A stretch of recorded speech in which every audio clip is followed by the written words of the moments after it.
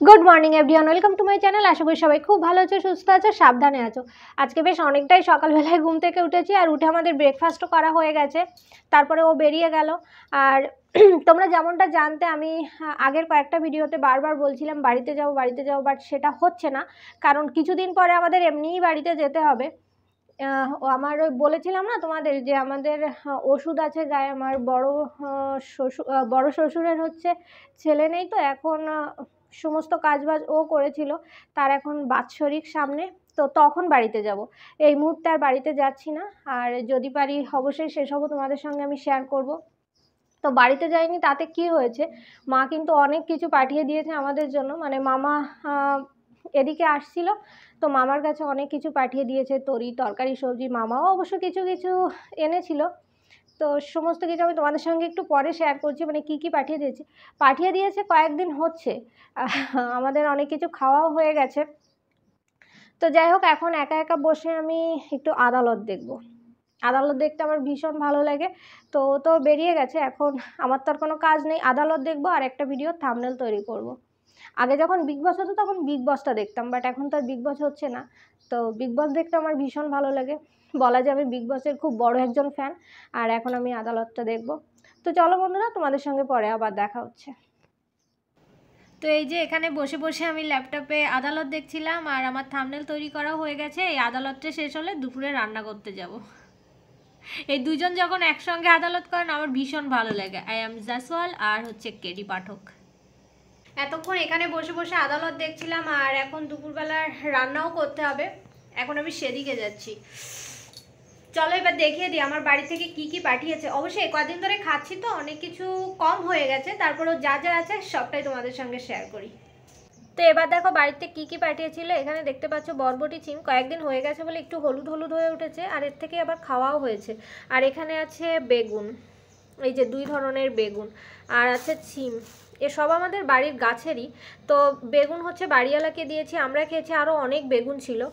আর এখানে একটা বাঁধাকপি দেখতে পাচ্ছ, আর এই যে পাকা কলা। তো পাকা কলাও বাড়িওয়ালাকে এরকম 2 ছাড়া দিয়েছি, আর হচ্ছে আমরা রেখেছি। আর আমরা অবশ্যই কদিন ধরে খাচ্ছি, তো সকালবেলা আমরা রুটি খাই, তো রুটির সঙ্গে আমাদের কলাই খাওয়া হচ্ছে। তো আর এই কটা আছে, ছোটো মা পাঠিয়েছিল আর আমার মা। আর এখানে আছে পুঁই শাক কেটে পাঠিয়েছিল, বাট এই যে দেখো কেটে কেটে দিয়েছিল, একদিন রান্না করে খেয়েছি। আর এইগুলো আছে, আর এই হচ্ছে পুঁই শাকের বিটুলি। আর এখানে আছে এই যে লাল কপি, বিট কপি। তো বিট কপিও বাড়িওয়ালাকে দিয়েছি।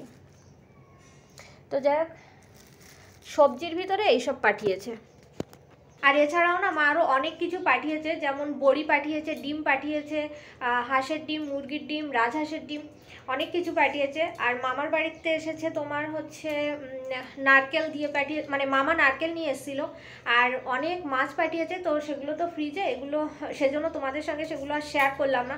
আবার কুল পাঠিয়েছে, টক কুল, কিন্তু আস্তে আস্তে না সেই টক কুল কীরকম, ওই যে কী বলবো, একদম পেকে যায় না, ওই রকম হয়ে গেছিলো। তো সেই কুলগুলো হচ্ছে শুধু শুধু নষ্ট হতো, এজন্য আমি একটু বুদ্ধি করে আচার তৈরি করেছি, বাট সেটা খাওয়াই যাচ্ছে না, তোমাদের সঙ্গে একটু পরে শেয়ার করছি। তো যাই হোক, এখন দুপুরবেলায় দেখি কি রান্নাবান্না করি। আর রাত্রেবেলায় বললাম তো ভালো কিছু রান্না করার ইচ্ছা আছে, জন্য দুপুরে খুব একটা বেশি কিছু রান্না করব না, ভাবছি শুধু বেগুন ভাজি করি, দেখা যাক। তো এই দেখো আমি কুলের আচার তৈরি করেছিলাম, পাঁচফোড়ন, তারপরে জিরে, ধনে, লঙ্কা, চিনি এসব দিয়ে। বাট এই আচারটা না একদমই খাওয়া যাচ্ছে না, এত খারাপ হয়েছে খেতে। তো এই কুলটা যদি আমি 2-1 দিন রোদুরে দিয়ে তৈরি করতাম তাহলে ভীষণ ভালো লাগতো, মানে কীরকম নালা নালা হয়ে গেছে। এটাকে এখন কি করব কে জানে। তো এই যে আমি বেগুন ভাজি করে নিয়েছি, এটাই হচ্ছে আমাদের দুপুরের খাবার। আর ওকে আমি যাই রান্না করে দিই কিছুই বলে না, এজন্য একটা সুবিধে আছে। হাসতিছ কেন? আসো, অনেক সুন্দর জিনিস রান্না করেছি আজকে। দুপুরবেলায় খাওয়া দাওয়ার পরে এই যে ছাদে এসেছিলাম কম্বলটা একটু রোদ্দুরে দেওয়ার জন্য। এখন তো শীত একদমই নেই, এজন্য ভাবছি কম্বলটা একটু রোদ্দুরে দিয়ে তুলে রাখবো। আর স্নান করে যে জামা কাপড় আছে সেগুলোও ছাদে রোদ্দুরে দেবো। তো ছাদে না একটু সময়ের জন্য জামা কাপড় দিলে শুকিয়ে যায়, মানে এত পরিমাণে রোদ্দুর পড়ছে। আর এই কম্বলটা দেখতে পাচ্ছ, এটা হচ্ছে আমি দার্জিলিং থেকে কিনেছিলাম, 500 টাকা নিয়েছিল।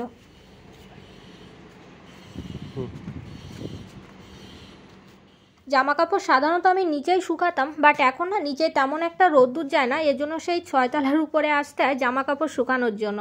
তবে উঠতে প্রচণ্ড কষ্ট হয়ে যায়, মানে সিঁড়ি ভেঙে 6 তলায় উঠতে উঠতেই আমার কষ্ট হয়ে যায়, কিন্তু নামার সময় তেমন একটা কষ্ট হয় না।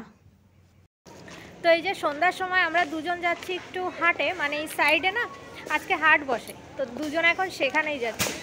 দেখি কিছু কেনাকাটা করি কিনা, তেমন কিছু কেনাকাটা করার ইচ্ছা নেই, তারপরেও গিয়ে দেখি কিছু কিনি কিনা। হাঁড়ি পাতিলের দোকানের সামনে এসে দাঁড়িয়েছি, ভাবছি কিছু নেব কিনা। এমনিতেই অবশ্য কিছু কেনার উদ্দেশ্যে আমি আসিনি, তারপরেও একবার আসলে মনে হয় এটা একটু কিনি ওটা একটু কিনি। তবে বাসন মাজার জন্য কিছু একটা নিয়ে যাব।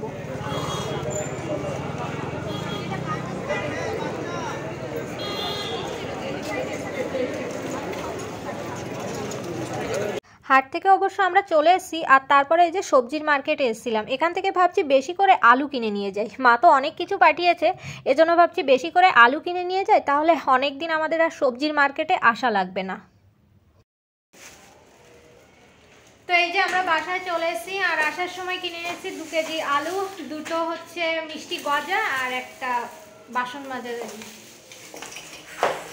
আর এখন রাত্রেবেলায় না রান্না বান্না করতে হবে, অনেক বেজে গেছে, বাজে 7:41, তো এখন গিয়ে তাড়াতাড়ি রান্না করব।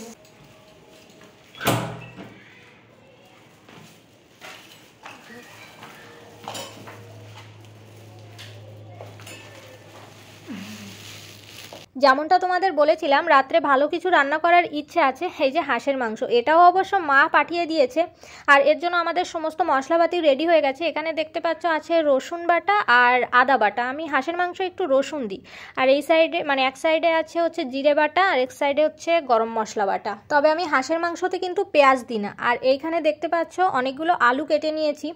অনেকে অবশ্য পেঁয়াজ রসুন দিয়ে রান্না করে, বাট আমি রান্না করি না। তো যাই হোক, এখন রান্নাটা কমপ্লিট করি, পরে দেখা হচ্ছে। আমার রান্না হয়ে গেছে, আর দেখতে পাচ্ছ কত সুন্দর দেখা যাচ্ছে। এটা কিন্তু দেশি হাঁস, মানে আমার মায়ের পোষাই হাঁস, আর দেশি হাঁসটা খেতে ভীষণ ভালো লাগে। আমরা এখান থেকে যে হাঁসটা কিনে খাই সেটা তো চাষ করা হাঁস, তো সেটার থেকে এই দেশি হাঁসটা খেতে বেশি ভালো লাগে। তো বন্ধুরা, এই যে রান্না বান্না করে এসে এখানে এসে একটু বসলাম, একটু পরে অবশ্য খেয়ে নেব। আর মার্কেট থেকে আসার সময় আরেকটা জিনিস আমি কিনেছি, সেটা অবশ্য তোমাদের সঙ্গে আমার শেয়ার করা হয়নি। এই যে এই টুলটা কিনেছিলাম। তো যাই হোক, আর আমাদের এখানে না প্রচণ্ড মশা, বাবা কি পরিমাণে যে মশা। তোমাদের ওখানে কীরকম মশা একটু কমেন্টস করে জানিও তো। আমার চারিপাশে, মানে আমি এখানে বসে আছি আর চারিপাশে এত মশা ঘোরাফেরা করছে, বাবা তার কোনো ঠিক ঠিকানা নেই। আরেকটা কথা, তোমাদেরকে এর আগে 2-1টা ভিডিওতে আমি বলেছিলাম যে আমি গ্রামের বাড়িতে যাব, বাট সেটা হয়নি। আর দেখলে তো যে মা কত জিনিসপত্র পাঠিয়ে দিয়েছে। অ্যাকচুয়ালি মাকেও বলেছিলাম যে আমরা কয়েকদিন পরে হয়তো বা বাড়ি আসতে পারি। তো যেদিন থেকে বলেছি সেদিন থেকে মা যেটা হাতের সামনে পাচ্ছে সেটাই ফ্রিজে ঢুকাচ্ছে। তাই মানে তারপরে তো আমাদের যাওয়া হলো না, মানে আমাদের জন্য অনেক কিছু ফ্রিজে রেখে দিয়েছিল আমরা যাব বলে, বাট আমাদের তো যাওয়া হলো না। আর তেমনই একটা সুযোগ চলে আসলো, মামা আসছিল। তো মামা অবশ্য আমাদের বাসায় আসেনি, মামা একটা কাজে একটা জায়গা পর্যন্ত এসেছিলো, আর সেখান থেকে আমার হাজব্যান্ড গিয়ে এই জিনিসপত্রগুলো নিয়ে এসে।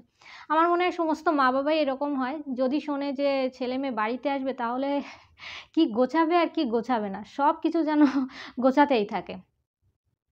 তো আমি বাবা প্রচণ্ড মশা লাগছে। তো বন্ধুরা, আজকের ভিডিওটা আমি আর বেশি বড় করব না। আমার লাইফের আরেকটা দিন আমি তোমাদের সঙ্গে শেয়ার করলাম, কেমন হয়েছে অবশ্যই জানাবে। আর ভিডিওটা যদি ভালো লেগে থাকে অবশ্যই লাইক করবে, শেয়ার করবে, কমেন্টস করবে, আমার চ্যানেলকে সাবস্ক্রাইব করবে। দেখা হচ্ছে নেক্সট একটা ভিডিওর সঙ্গে। সবাই খুব ভালো থেকো, বাই বাই, গুড নাইট।